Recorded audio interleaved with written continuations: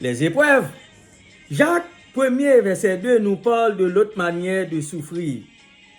Mes frères et sœurs, dit-il, regardez comme un sujet de joie complet les diverses épreuves auxquelles vous pouvez être exposés. Verset 12.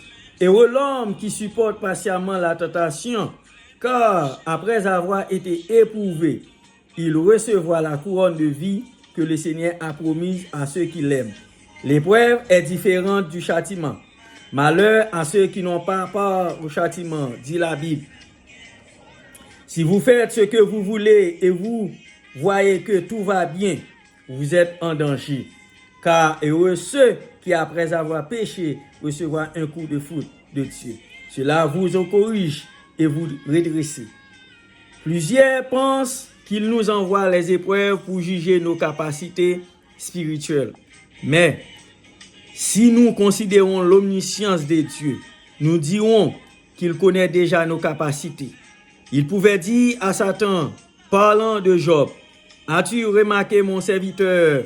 Dieu a-t-il envoyé les épreuves sur Job pour mieux le connaître? Non. Il les a envoyés sur son chemin afin que celui-ci puisse se connaître soi-même. Mon oreille avait entendu parler de toi, mais maintenant mon œil t'a vu, déclare Job. Les épreuves nous permettent de mesurer notre capacité spirituelle. Alléluia. Quand vous mentez pour avoir quelque chose, même si vous réussissez à l'avoir, c'est comme si vous aviez échoué.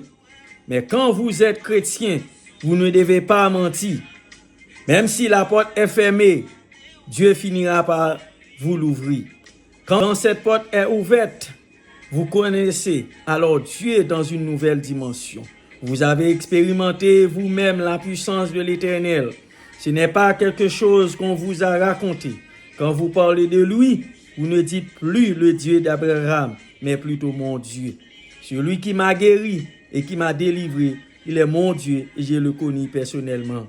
Amen. Alléluia.